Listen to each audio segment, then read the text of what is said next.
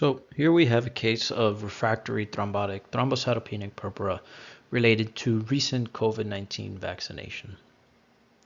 So for TTP, we can divide it into either acquired or hereditary. Now with acquired, it can be either due to certain medications such as biologics, antibiotics, or even certain vaccinations, or it can be due to certain medical conditions such as systemic lupus or the COVID-19 virus itself.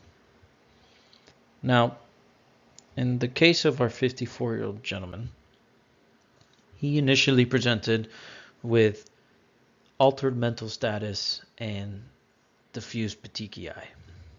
Initial laboratory evaluation showed evidence of severe thrombocytopenia as well as evidence of acute kidney injury. Now, in light of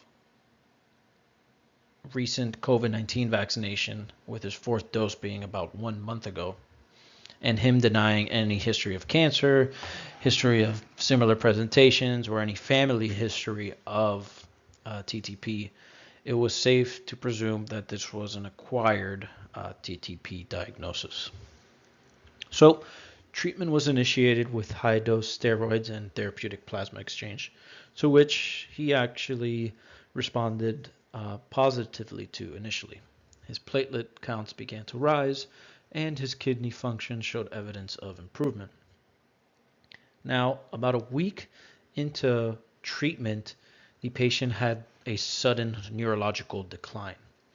He had to be mechanically ventilated, and his lab showed severe deterioration in his kidney function, requiring hemodialysis.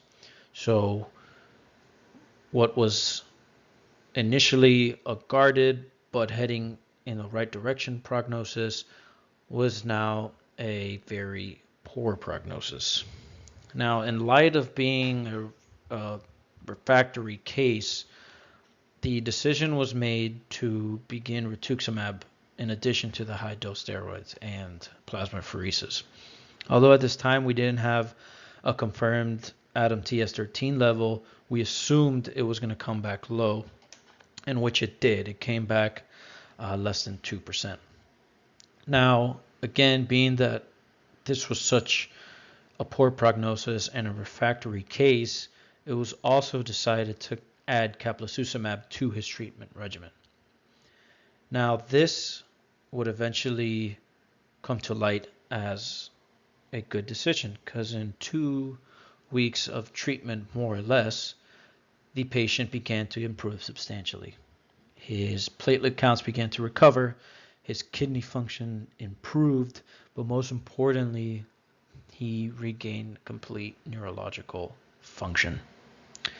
So this essentially shines light on the efficacy of Caplacizumab in managing refractory thrombotic thrombocytopenic purpura.